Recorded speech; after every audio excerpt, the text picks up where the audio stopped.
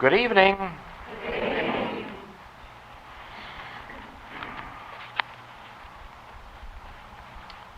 You know, just that good evening gives them a thrill all over the world when they hear it. Or you hear it a year from now and remember you were in the room saying good evening and you get a thrill.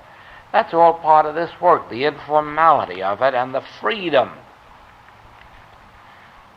Now we come to some questions that carry us along from our work last night to tonight.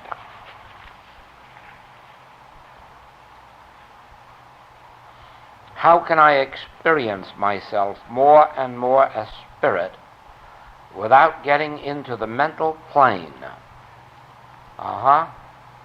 See how that follows up that last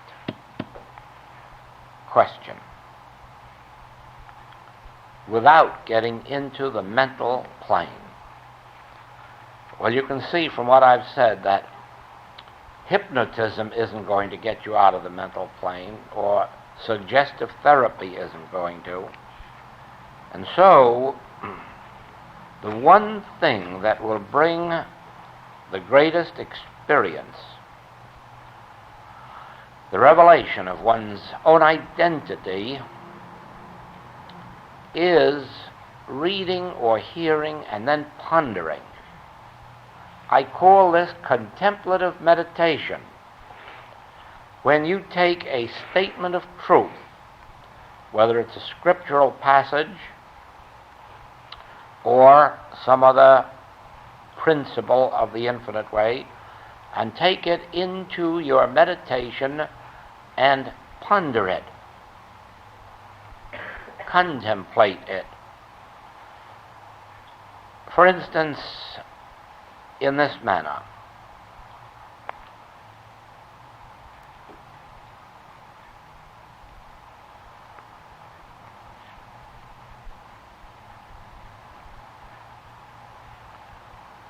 He performeth that which is appointed for me to do. He perfecteth that which concerneth me. Who is this he? What is this he? He perfecteth, he performeth.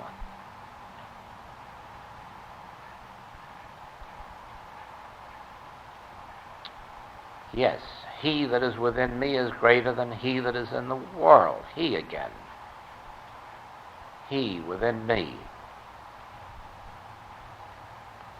Anything that is in the world, any problem, any matter, any discord, any inharmony, any injustice, anything that is in this world, he that is within me is greater. He again. He. Oh, the Father within me, he doeth the works. That's who he is. The Father within me. I can of my own self do nothing. The Father within me doeth the works. The Father. The Father. What is that? It's a he, it's the Father. He doeth the works, the Father doeth the works. Paul says, I can do all things through Christ. Christ doeth the works. He is Christ. Christ is he. The Father is Christ. Christ is the Father. He. All of this within me.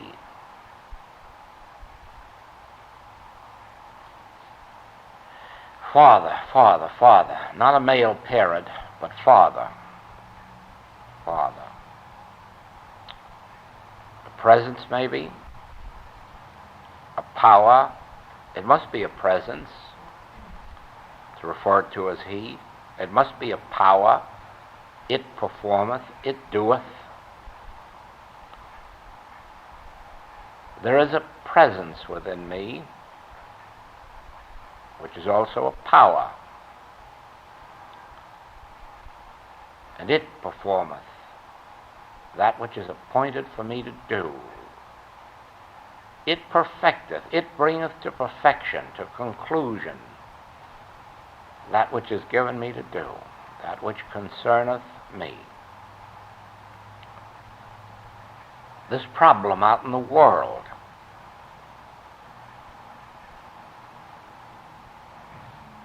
I can of my own self do nothing. It, the Father within, the power within, the presence within, it performeth that. You see, as I contemplate a statement of that kind along this way, in this manner, and continue it, all of a sudden a release comes within, a feeling, oh, that's true, there is a He, there is a Father within, I can rest. The responsibility, there it goes, the government is not on my shoulder, the government is on His shoulder. And all of a sudden I find it possible to relax, to rest, to let go, and to let it take over. It performeth. I can do all things through Christ. I live, yet not I, Christ liveth. Christ performs through me. I can of my own self do nothing, the Father doeth this thing. And then I'm let down, I'm released, I'm free. And I feel something take over, and I remember such a thing as a presence goes before me to make the crooked places straight. Now, that is not hypnotism. That is not taking statements and grinding themselves into your brain until they register. That is using your intelligent discretion and discernment to ponder statements of truth, scriptural passages, contemplative meditation, and just continuing it until you arrive at that place of release, and then get up and go about your business. Because now you have left it to the Father within to perform. You can't just go around and affirm, the Father within me doeth the work, so I've got nothing more to do.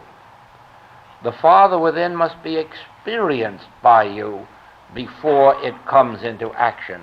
That is why a reliance on metaphysical truths, statements of truth, or scriptural passages can be fatal. Just walking around and saying God is love is really going to do nothing for you. God is love, but it does not operate for you until you've had an awareness that God is love, an inner feeling. Now, a release from responsibility. Then you'll see something performed and you'll really say it's true. God is love. God experienced is love. God realized is love. All those statements would be better if that word realized were inserted. God realized is the only power in this world. God realized, Christ realized, is really demonstration.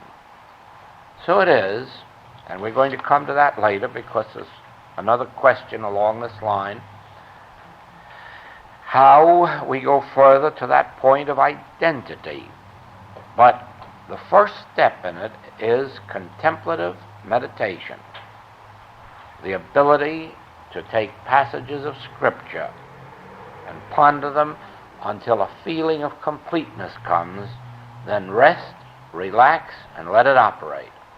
If necessary, take another passage 2, 3, 4, 5 hours later, 10 hours later.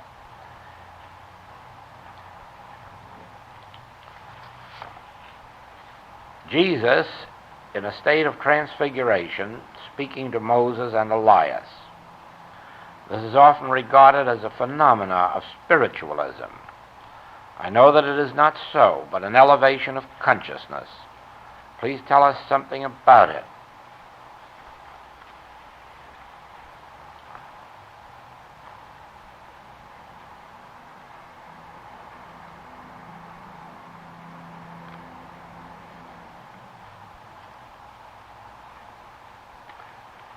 I am incorporeal. I am spiritual. My body is the temple of the living God. My body is formed of God's Spirit, God's substance. In the beginning, God made all that was made. Out of what? God being infinite, it must have been made out of itself. Therefore, I and my Father are one. I and all God's substance is one and the same, and even my body is made of that same pure substance. I am incorporeal. I have form, but it is not a dense form, and it has no thickness, and it has no weight. It is really a light form. And light is vibration. But somewhere along the line is that period called the fall of man. In other words, his acceptance of good and evil. And along with that came a sense of corporeality. The result is that human sense sees, hears, tastes, touches, and smells corporeally. Human sense is corporeality, physical body, physical presence. So that as long as you are totally in human sense, all that you can see is physical body, material body, whether it's this body or whether it's the body of the building or the body of the animal or the body of a potato. You can only see it as dense form, as corporeality, as physical, finite form. And you never will, in human sense, see it in any other way. Now, you have come to a spiritual awareness, or some measure of it, and you're on your way to a greater measure of it. And as you unfold spiritually, you will find that you are not quite as cognizant of physical form as you were before. In other words, in meeting people, you do not quickly note their bodies or their clothing. Oh, eventually, because there's enough human sense left in all of us, we do. But your first thing is, I believe I'm right in saying this, the first thing is you note the eyes. That's about the first thing. As you are elevated on the spiritual plane, you note a person's eyes, because they themselves are behind those eyes. You'll never find a person in their body. You'll never find a person in their feet or in their legs or in their head. So there's no use of looking there if you're looking for person. In dense materiality, you'd look at the physical form for a thrill. And the more dense the material world you're living in, the greater thrill you'd get out of whatever your idea of physical beauty is. But as you leave that level, which is really the animal level, and you come higher, you're not so much aware of a person's body or clothing, you are more aware of something that shines out from their eyes. And it is in that meeting of the eyes that you meet the person. And that is where you begin your likes or your dislikes, depending on what you see there. Now,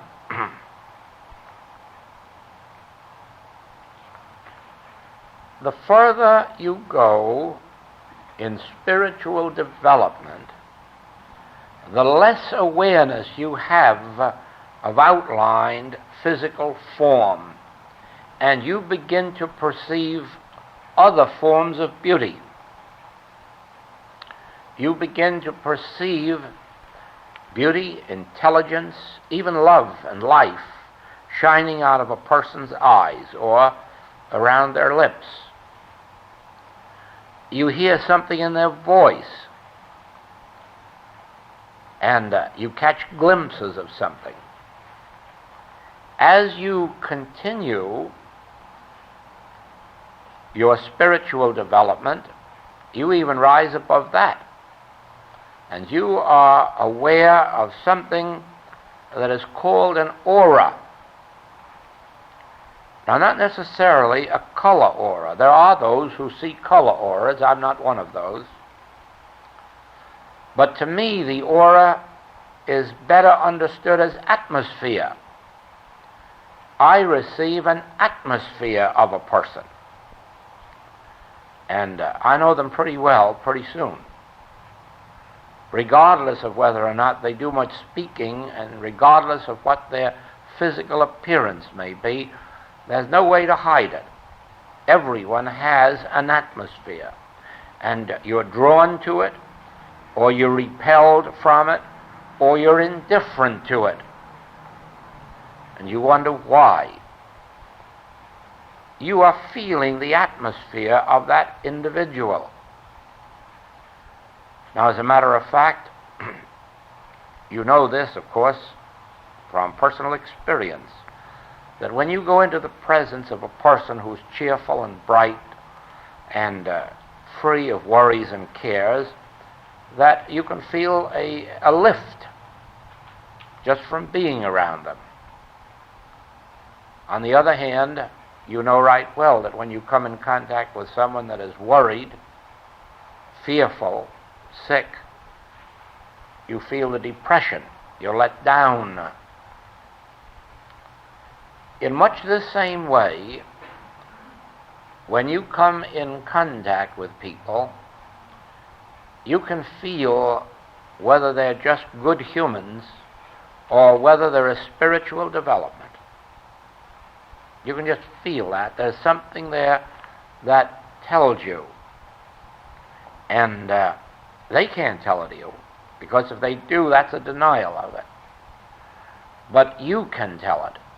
You can feel it. You're attracted to it. You're drawn to it. If you yourself are on the spiritual path, you can feel spirituality 100 miles away. You don't have to meet the person.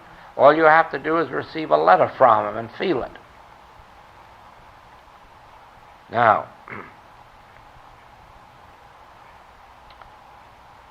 keep carrying that further, and you will find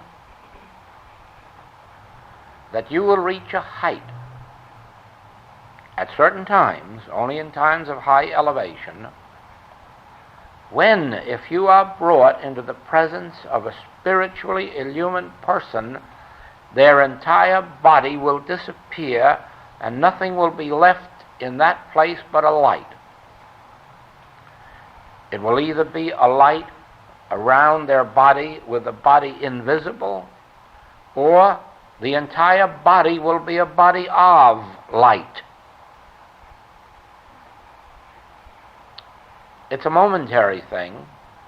It doesn't last too long, but it happens. Nobody can say to you, I am spiritual and my body is light, and then you look and see it so. No.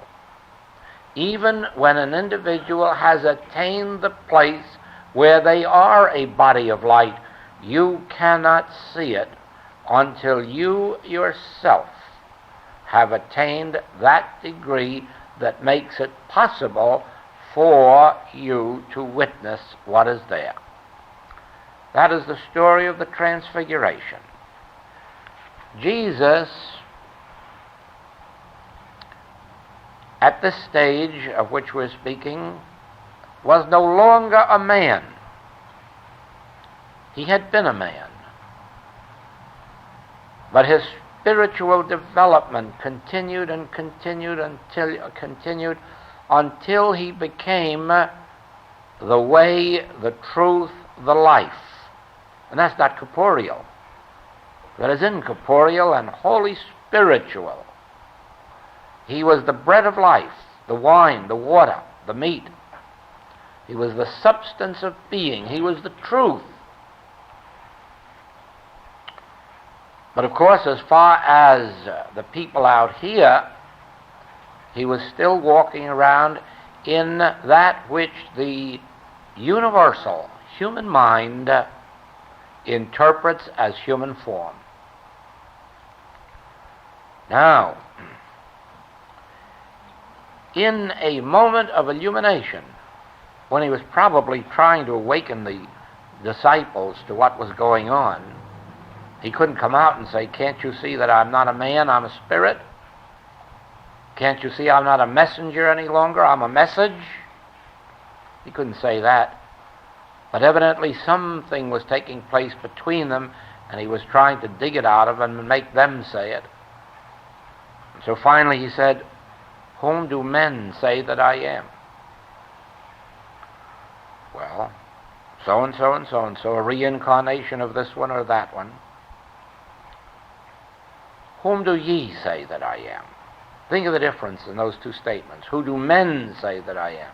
In other words, he was beginning to tell them that they weren't men.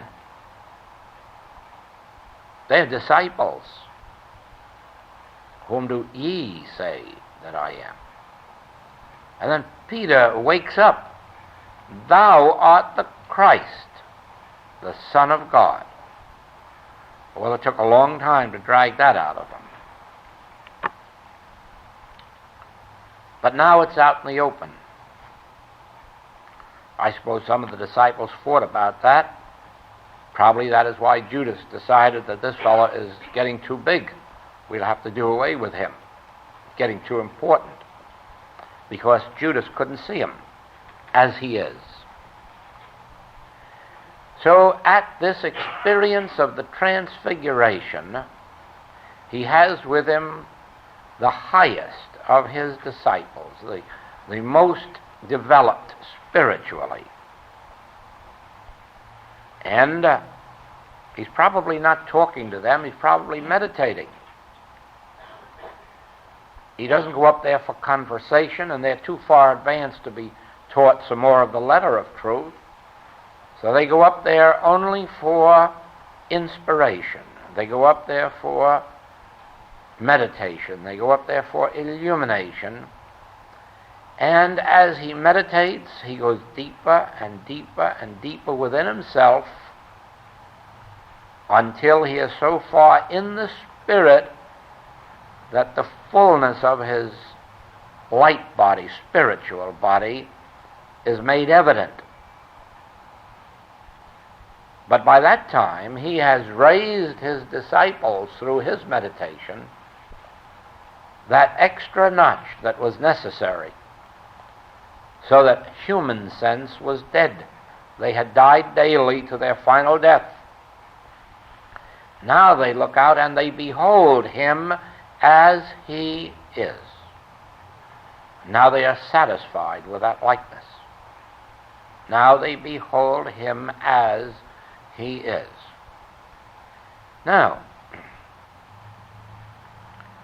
every practitioner who has ever worked spiritually, or who has even used mental argument but been lifted up to a place just above mental argument, where mental argument stops and quietness begins, every such practitioner has witnessed something like this, even though they may not have known it. In other words, they may have been declaring truth to themselves about someone or some situation, and all of a sudden they lost track of the person and the condition in their declaration of truth about God and law, spiritual man, the Son of God. And then all of a sudden they came to the end of the mental argument, the mental statements, and for just a flicker, a flash, one tiny bit of a second, something happened, and it was as if they had seen spiritual man, and they said, oh, it's all right, everything's all right. Why? Why is everything all right? Well, it went so quickly that they didn't realize it, but they had lost all sense of corporeality, and in that blinding flash, they saw a man as he is. Didn't really see him with their eyes. They perceived with their inner. Do you have eyes and do not see? Do you have ears and do not hear? I'm talking about your inner spiritual discernment. And with that inner spiritual discernment, there was that tiny flash of the real man. And then a healing takes place. Well, so you can continue with your spiritual development and your spiritual unfoldment, and eventually you get to the place where it is quite a common experience, almost a daily experience, to see someone or other in their spiritual identity, usually a patient or a student. Not everyone all the time, because they're not presenting that picture. But every once in a while, you do catch a glimpse of spiritual man, and sometimes even spiritual form. And it even comes to some people in their sleep, that they become just momentarily aware of that flash of light and recognize that they have seen man as he is. So it is. There are two parts to the Transfiguration. And the Transfiguration is not an experience of 2,000 years ago. It is a continuing experience that began before the world began and will continue unto the end of the world. It is the experience in which individuals so lift themselves above the animal state that they get into their mental state, where they live more in the mind than they do in the body. They live more with thoughts than they do with sensation. They live more with music, art, literature, than they do with corporeality. And even with music, art, and literature, they're less aware of the corporeal form and more aware of what's shining through that form. And so you go step by step into the spiritual awareness until everything about you becomes refined. You're at that stage where you cannot indulge nasty stories, jokes, sights. You're at that stage where the grosser things of life are unpleasant. Alcohol drops away, tobacco drops away, card playing drops away, or gambling. All of these things that humanly were pastimes or harmless things in and of themselves now just become of no consideration or concern. They drop away entirely, and you're living up here. And you keep on living up here until you're way out above the top of your head. And by that time, you have attained some measure of your spiritual body. And then it only remains for somebody spiritually illumined to come along and see it. And they don't see it as a continuing thing or continuous thing, but they see it occasionally. They see it when they themselves are lifted in the light. Thus we have transfiguration, and we have it here, and we have it now. It's available for all to see who have eyes. Moses had been initiated in all the secrets of occultism at the court of the pharaohs. That's the mental plane. When he returned to Egypt after his revelation of I am that, how did he do his works? Stick into the serpent and so forth. usually regarded as phenomena of hypnotism.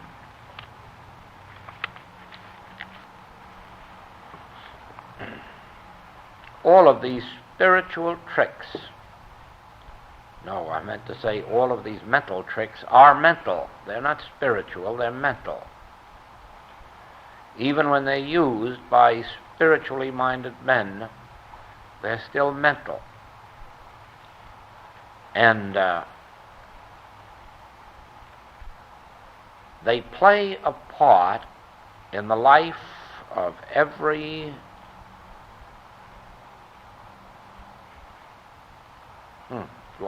spiritual disciple who goes far enough, only for one reason.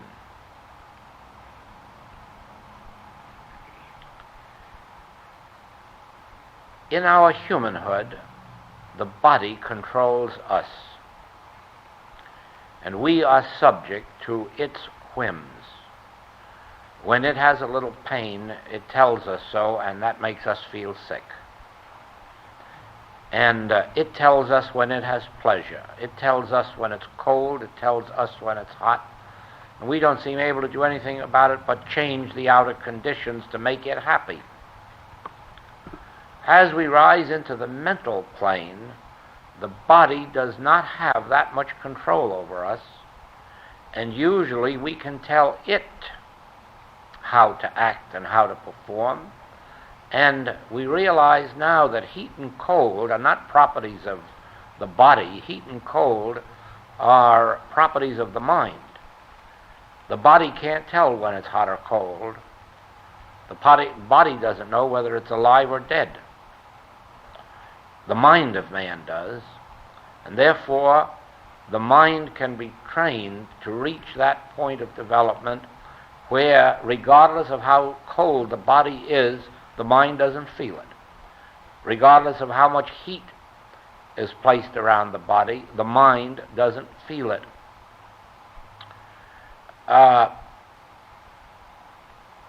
A person of developed mentality can withdraw consciousness from any part of his body and have no sensation in that part of the body. I have witnessed experiments where a man has withdrawn consciousness from one of his own or his disciples, I've seen it both ways, and sent a hat pin all the way through the flesh. Not one drop of blood was drawn, and not one single trace of pain. I have seen the same man take a 90-pound boy and stand on his chest, and he was 350 pounds.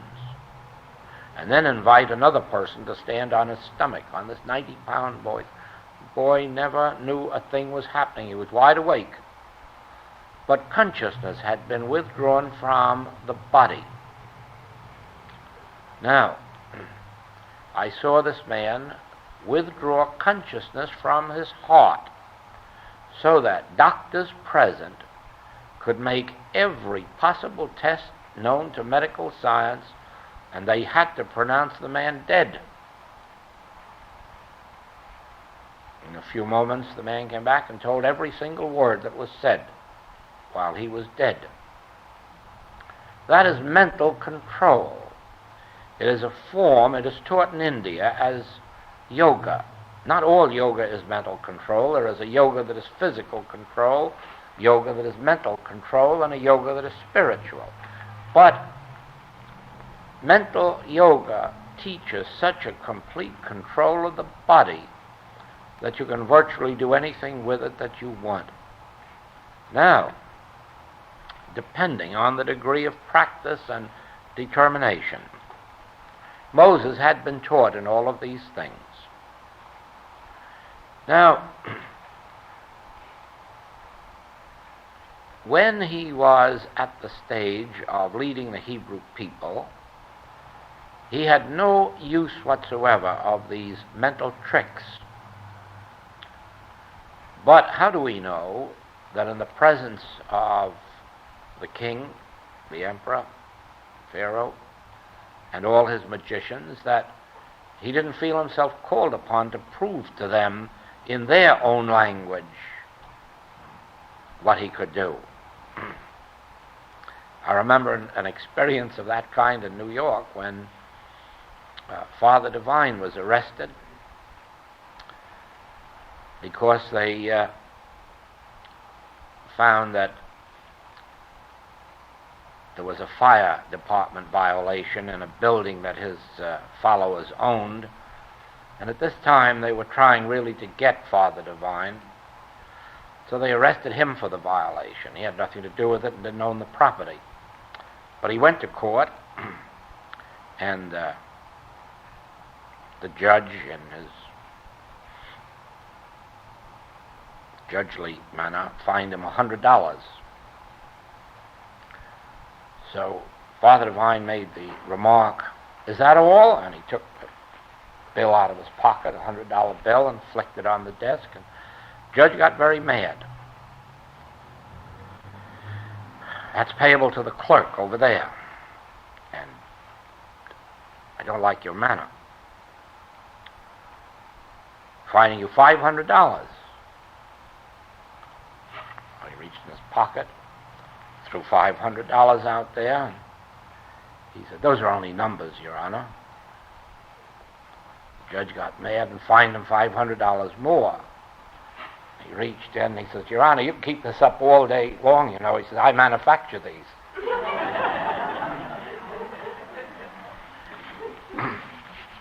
I'm sure it was a trick, too. I'm sure that he didn't multiply $100 bills. But it was a trick he felt called upon under the circumstances, because he knew, to begin with, that the judge knew that he was innocent, and the judge was just being a party to that which he shouldn't have been, and Father Divine was taking that way of letting him know it. How do we know?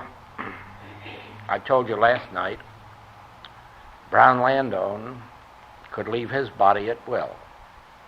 He could travel any place, any time, be anywhere, whenever he wanted to be. But he didn't do it for tricks. He did it for only one purpose: to show the control that an individual has over his own mind, his own body, his own being. I don't know if you know the story of his passing, but I had been with him just a year before, and he was then making his will. Well, he was 98 years of age, and he hadn't made a will. And I asked him why he was making it, and he said, "Because I'm leaving you next year." There wasn't a sign or any reason for him to. But the next year he called his secretary in one day, and he said, "I'm leaving you." And the secretary said, "Oh, no, you're not going any place that I won't go with you. You won't go here with me." And he sat down on this seat, and he closed his eyes, and he left. And that was the way he went at 99 years of age. He didn't die. He didn't pass on. He left. That was his control. Moses had that control. Enoch had that control. Elijah had that control. And I'm sure that Jesus had that control. When these men are of spiritual illumination, they learn everything that's to be known about the mind and the body. And they don't use it for tricks. They don't use it for show. They don't use it to become known as a magician. But if there is an occasion when they need to use it either for their own sake, secretly or sacredly, privately, for some demonstration of dominion, they can. Or if there is some place where they feel the necessity of using it in public, they will. But ordinarily, those of spiritual illumination do not do those things. You know, Jesus did it in the case of the fig tree. And you can't be spiritually developed without understanding the action of the mind and of the body and why these things take place. And then it's only a matter of whether or not you want to give a little time to practicing them, to perfect yourself in them, merely for the proof that it can be done, and then usually forget about it for the rest of time. And so it is more than likely that Moses was using what he knew for the purpose of convincing the court of his powers, and that he had greater powers than the court magicians, or it may have some other explanation, but that is the one, and that's the way I see it. You remember they claim that he could not get into the promised land because he used one of those magical tricks. See? And but be assured of this: the spiritually illumined know the action of the mind. That's why they know so much about people. Please talk about the mystics, their passing on, and so forth.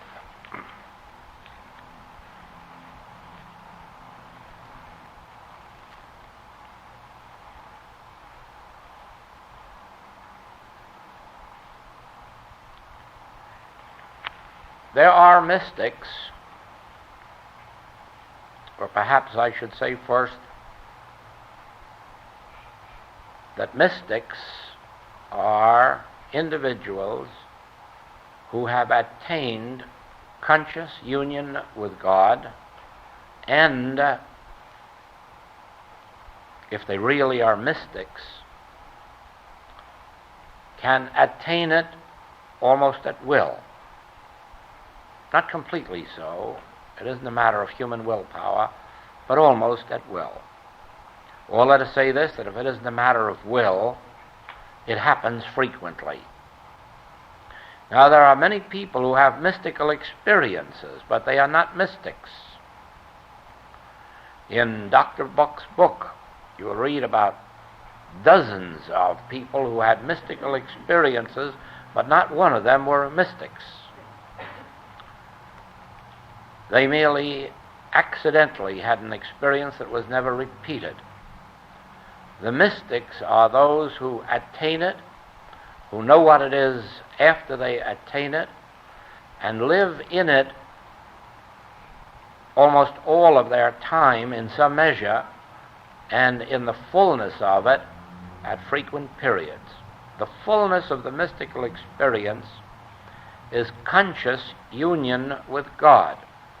It is a state of inner communion that has been lifted above communion to the place where the person disappears and exists now as infinite I, and yet maintaining their individuality as the individual. There's no absorption into God at any time, even in the conscious union. Now, in the period even below that of the full and complete union, there is a sufficient union or oneness so that the mystic perceives that I am the life of the grass, I am the life of the tree, I am the life of the ocean.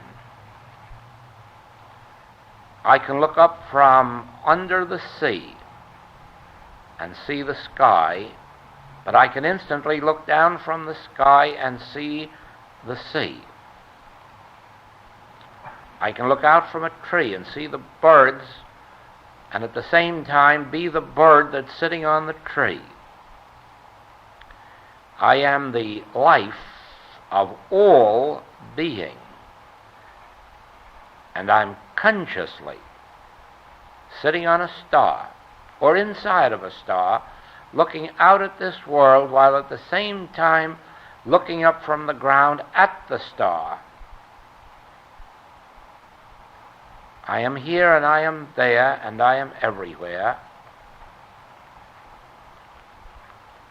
I in thee and thou in me and we in the Father. I in the Father, thou in me. I in thee, and in the Father, for we are one. I am that. I am the life of the stone. And at the same time, I'm looking up from the ground at the stone. I permeate all creation and can see in every direction at once, and always as if my selfhood was centered in just one tiny spot, and yet in every single spot at the same moment.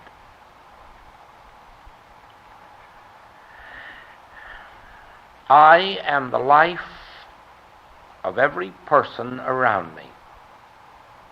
I am the mind and I am the law. I am the power of grace unto them. I am the way and I am the truth and I am the life.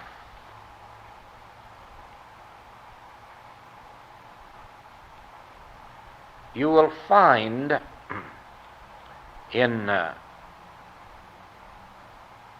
Leaves of Grass by Walt Whitman every single one of those ideas stated, if not in those words, so close to those words as to be almost a quotation. But in the Oxford Book of English Mystical Verse, you will find the same passages by 40 or 50 different English mystical writers. Not all of them full and complete mystics, but every one of them had mystical experiences, and some of them were mystics. One of those poems in there is about a girl named Rabba. And she went on one of those missions to Mecca, trips to Mecca, which of course is the great, great experience of the Muslim. Once they have made that trip, of course, they have a different title than all other people to show that they are set aside. They have been to Mecca. Pilgrimages, they're called. And so she had made this pilgrimage to Mecca, and it was a long distance. They had to walk over mountains and valleys, across streams. Hard, difficult journey of many, many days and nights. Cold at night and hot in the day. And they all arrived in Mecca, worn out, weary. All of the throng of those on this pilgrimage pushed forward to get right to Mecca, while this girl hung back. And she began to meditate and ponder. And all of a sudden, she asked God's forgiveness, that she had made all of this trip to Mecca to find the God that had already found her so long before. See that? Realization.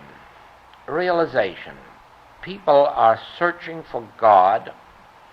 They go to Mecca, and as you well know, they go to other cities too. And they hope to find God. They go around the world seeking the Holy Grail, nothing more than a symbol of God, of completeness, perfection. But it always winds up the same way. When they're weary, when they're tired, when they realize that they've worn out their clothing, their money, and everything else, and they sink back on the ground as weary as that girl was, then comes the realization, there it is, hanging on a tree right behind me. Always, in the end, the discovery is made that the kingdom of God is within me. That's right where it is. The kingdom of God is within me. And realizing that, pondering it, almost understanding it, step by step is taken along both the mental and spiritual path until one day illumination comes. Everything drops away. The light is there, and you realize, I am that. That which I am seeking, I am. The place whereon I stand is holy ground. I and the Father are one. All that the Father hath is mine. There comes the complete inner release from personal selfhood, from human sense, and I stands revealed within as my identity. Now, in the book Practicing the Presence, you will find one of my experiences along that line, which I am using constantly in every type of my work. It is the chapter, Love Thy Neighbor. And it is based on this very thing. And so I'm going to take this next question along with the one that I just read. How do you work for the world or a group from the standpoint of absolute truth, from I am or I am that? And here's how. And I will refer you to that chapter, Love Thy Neighbor, in Practicing the Presence. It's both in the Old and the New.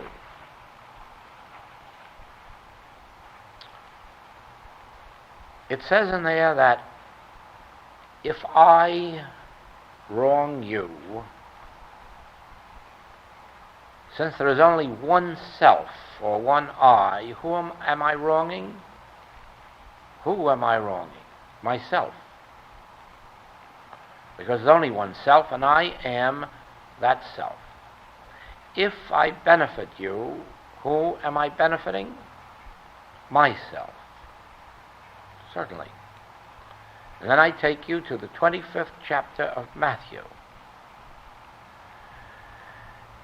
When I was in prison, ye comforted me.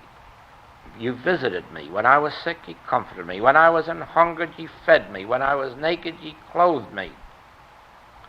Master, when saw we thee in prison and visited thee? When saw we thee an hungered and fed thee? When saw we thee sick, and so forth? Inasmuch as ye have done it unto the least of these my brethren, ye have done it unto me. When I was in prison, ye did not visit me. When I was an hungered, ye did not feed me. When I was sick, ye did not, so forth and so on.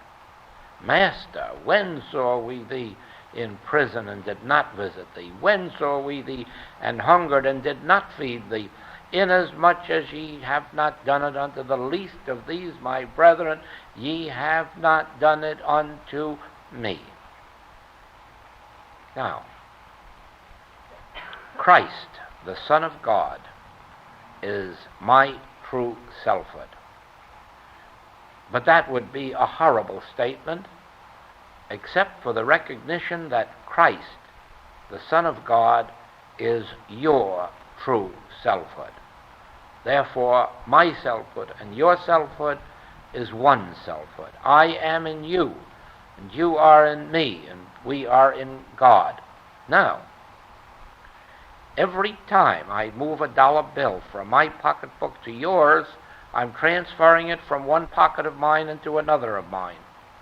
For we are one self, one being, one household.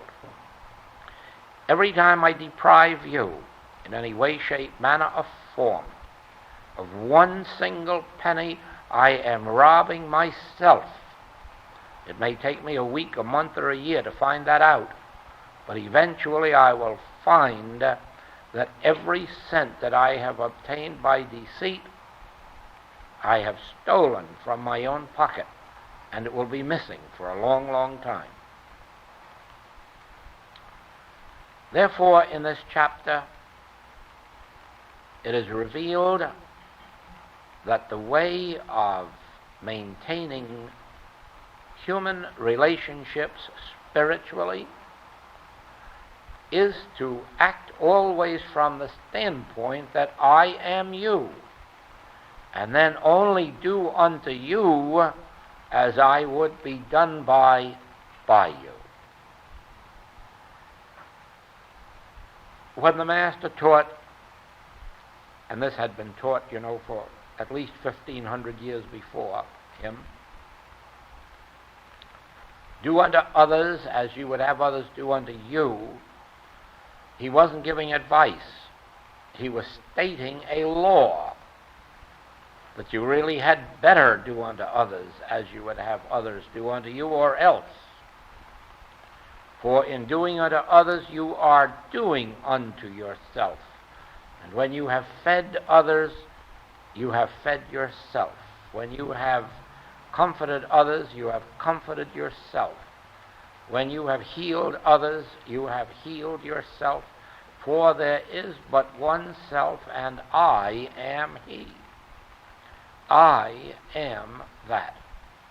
That's the solution to every human problem.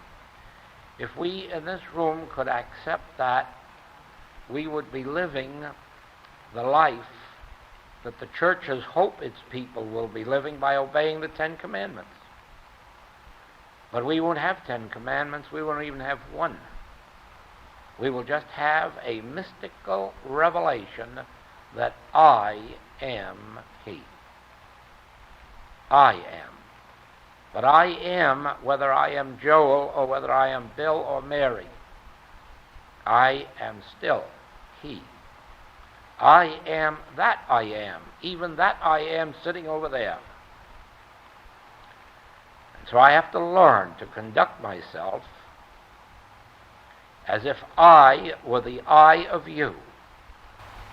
And then be sure that I do unto you as I would do unto myself, for you are myself. Now I know this, not from reading about it.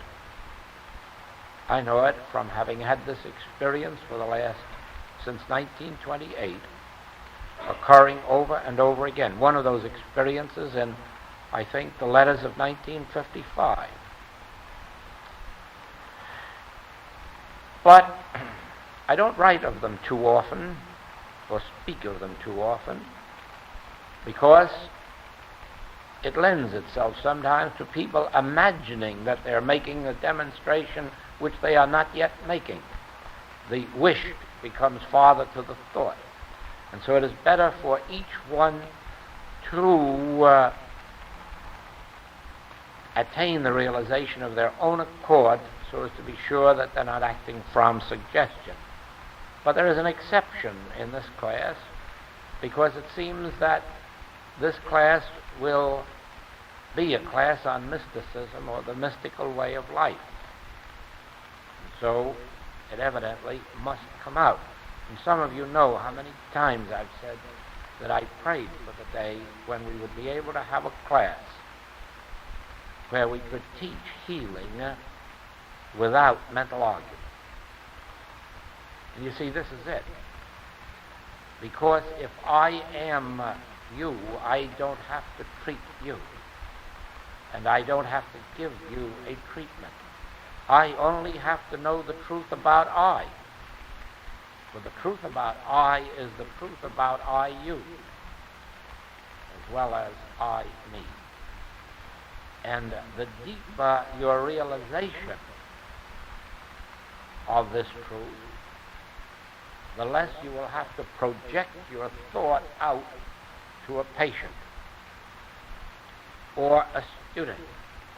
Now you will begin to understand why throughout the writings it says that I have never given a treatment to anybody, nor have I ever treated a disease.